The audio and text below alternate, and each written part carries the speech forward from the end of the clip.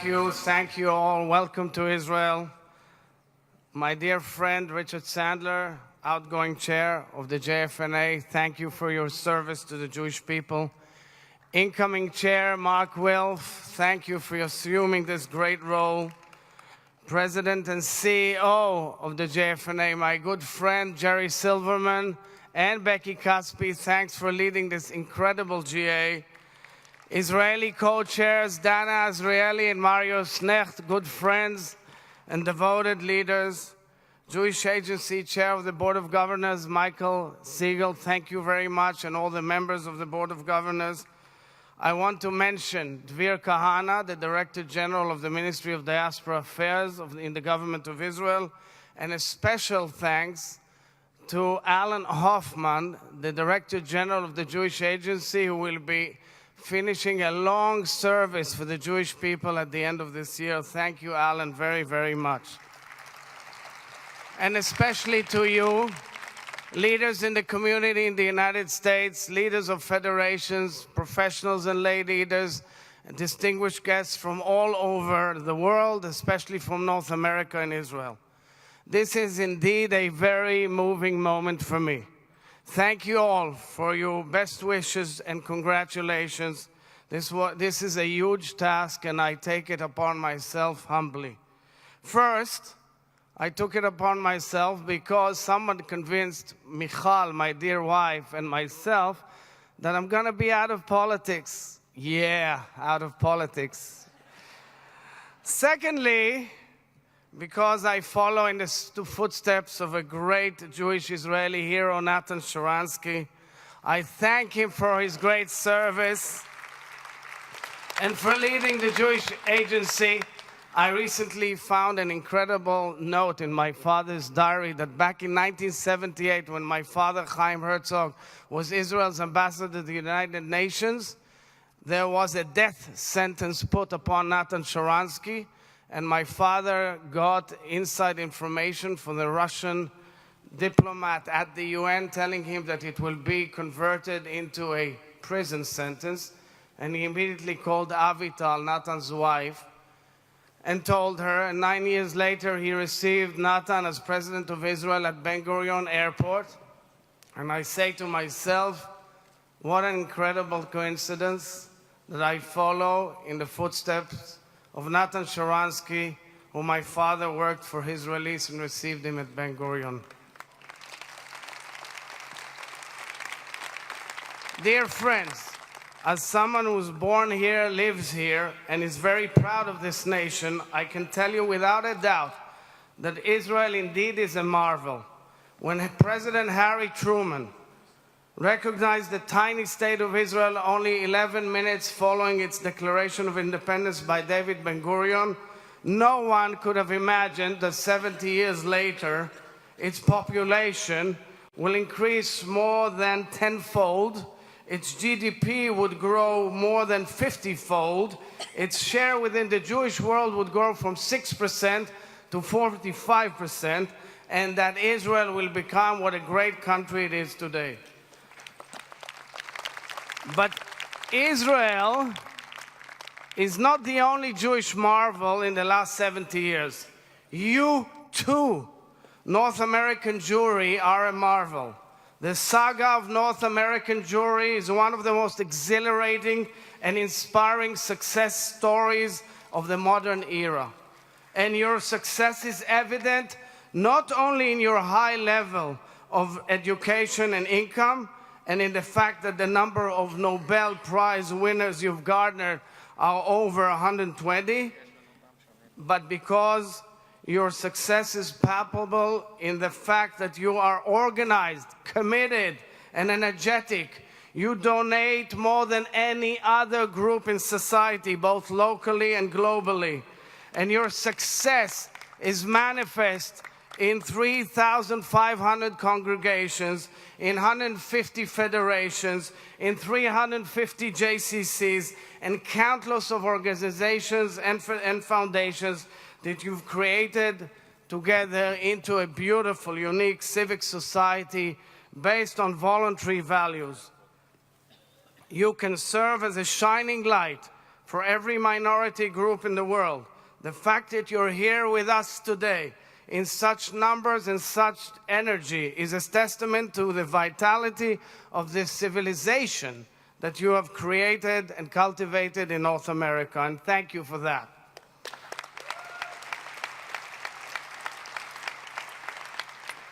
And as I stand here before you, dear friends, addressing this great General Assembly, for the first time as chairman of the Jewish Agency, I want to ask every one of you not to forget the Jewish-Israeli marvel and the Jewish-American marvel are entwined.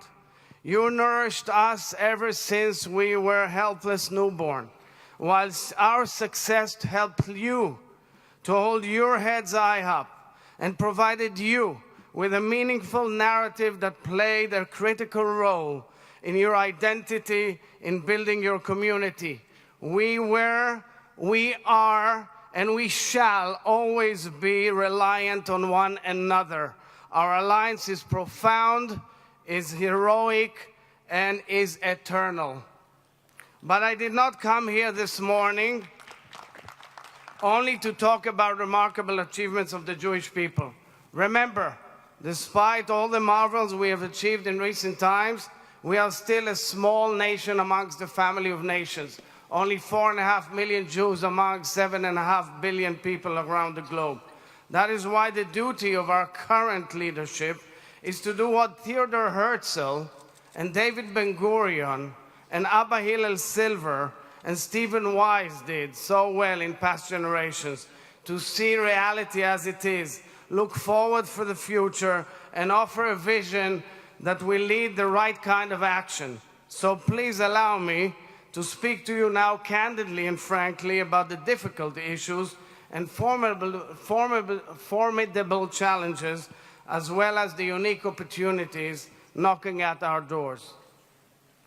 The central challenge facing Israel is how to ensure its long-term existence as a Jewish democratic state. This challenge has three dimensions. The first is to reach peace with our neighbors based on a two-state solution. The second is to address the internal strife that has riven one people into four tribes, the ones that our president mentioned yesterday.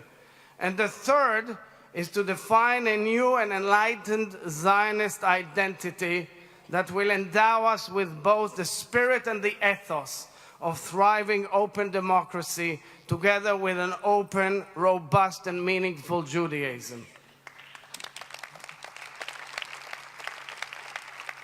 The central challenge facing North American Jewry is to find a proper balance between our singularity as a people and the universalism that binds us all around humanity. This has also three dimensions. The first is to capture the hearts and minds of our younger generation who feels increasingly alienated and disconnected. The second is to revitalize the institutions and our Jewish organizations of North America and direct them in a manner that will befit the values of the 21st century.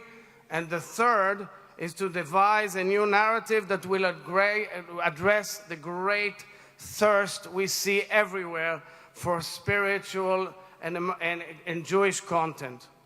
But beyond these two, there is a crucial third challenge with which we must attend to.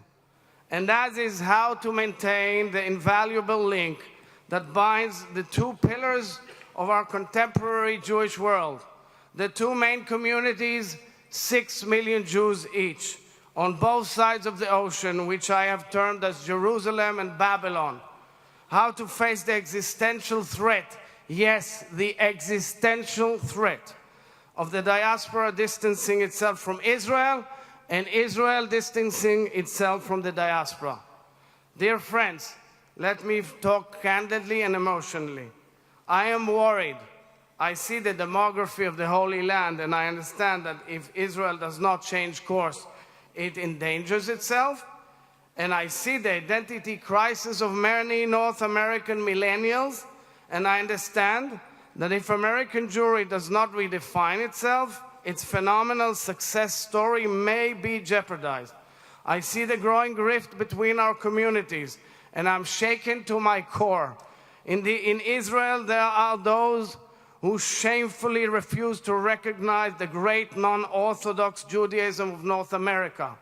And in North America, there are those who disavow the centrality of Israel in Jewish life. In Jerusalem, there are those who seem to have become indifferent to Babylon, and in Babylon, there are those who seem to become indifferent to Israel. This is wrong, and this is not the right way forward. I'll be frank. If Israel and the Jews of the diaspora do not seek common ground in order to courageously confront together the challenges of this new age, we are in danger of losing a significant part of the Jewish people. Ironically, in this, the first era in our history, when the external existential threats we have faced have greatly diminished, we ourselves are endangering our own existence. It is up to each and every one of us sitting here together in this hall to look into the eyes of our young generations and see where did we go wrong. The obligations we all share is to listen to their pains, to listen to their questions, and to listen to their frustrations and ask ourselves, how can we do it better? We must dare to think anew, dare to act differently, and dare to change course. Where there is no vision, the people are in danger. And the vision we need today is the vision of new unity. This new unity cannot be a unity we so often spoke of in the past. We can no longer pretend that we are all the same. This was actually expressed both by Dana Azrieli and by Miriam Peretz so beautifully. We are not the same. We can no longer pretend that there are no major disagreements. There are. We cannot tell ourselves that we are all angels. We are not. And we cannot tell our children we have no flaws. We do. What we can and must do is to try and create a new ethos of pluralistic union, to foster a new spirit of loving, critical discourse, of growing closer, all the while recognizing and honoring our differences. We must remember and insist that a Jew is a Jew is a Jew, no matter what he or she believes in, no matter where he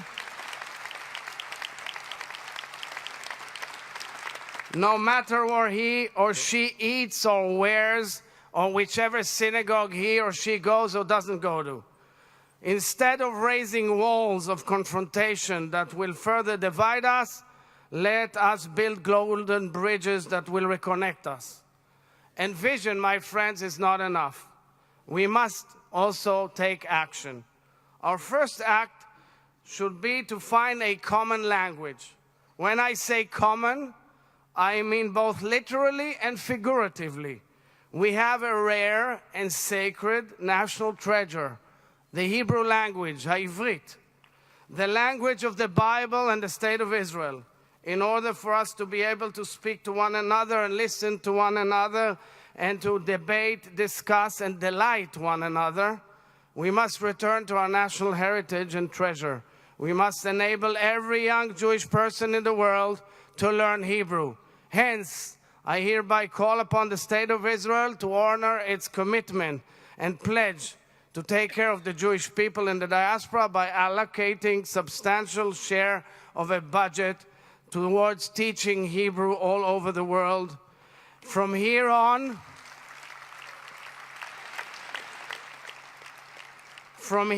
it will be every young Jew's birthright, wherever he or she may live, not only to visit this historical homeland, but to learn the language of the Jewish people. Hebrew can be a common denominator of all Jews from all streams of Judaism and of affiliated and non-affiliated Jews. Our beautiful language can serve as a tool for unity. We, at the Jewish Agency, for example, have succeeded in incredible ulpans on the website by distance learning in the former Soviet Union.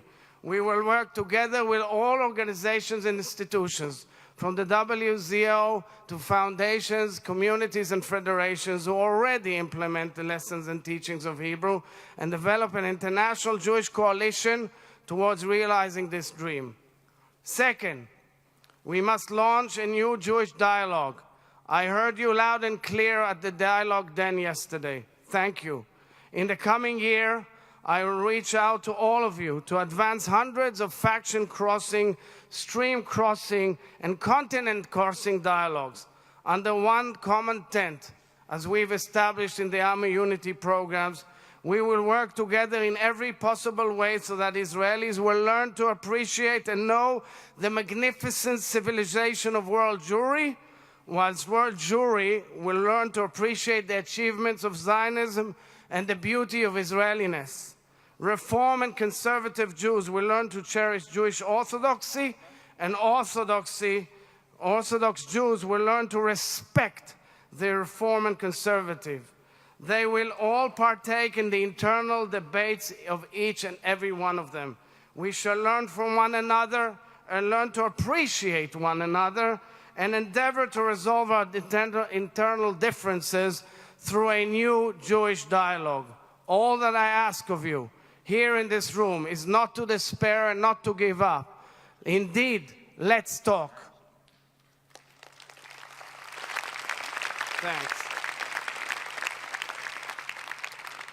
There are many excellent ideas for additional national projects which may connect us all together. Some have suggested a Jewish Peace Corps that will allow young Jews of the diaspora alongside young Israelis to carry out work of Tikkun Olam in third world countries. Others have suggested inviting tens of thousands of young Jews from the diaspora to take part in the exciting enterprise of the startup nation. And still others have suggested using innovative technology and social networks to connect us all by one big global Jewish community.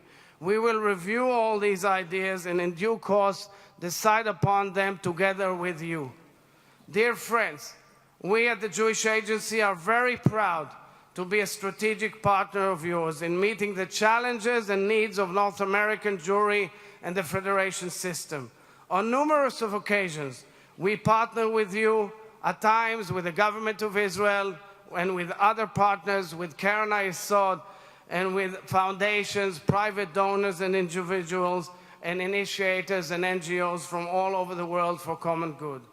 I truly believe that the Jewish Agency, with its excellent programs and devoted employees, is essential to our common objectives in these trying times.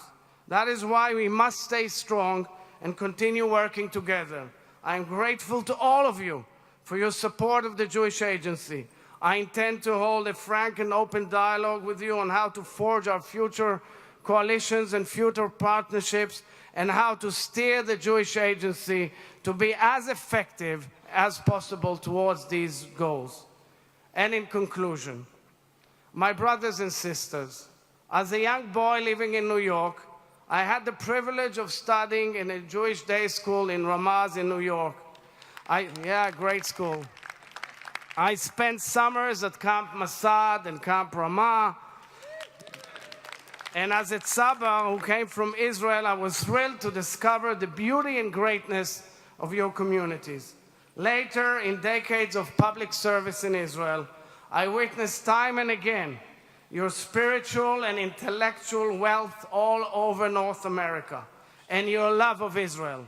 That's why I say to you that your life experience is also intertwined with my own. I am a believer. I believe in the people of Israel. I believe in the state of Israel, and I believe in the heritage of Israel.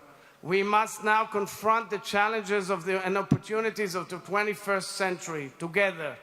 The abilities and resources we have today are much, much greater than those who are available to our forefathers 70 years ago. That is why I believe that if we cultivate the right vision and forge together the right spirit, we can overcome any challenge and guarantee our next generations and many, many more 70 years. My brothers and sisters, today more than any other time in our history. Everything, and I mean everything, is up to us. Let us vow here and now that when we leave this hall and return to our home, we shall do everything in our power so that our prosperous present leads to a secure, blessed, and bright common Jewish future. Thank you very, very much.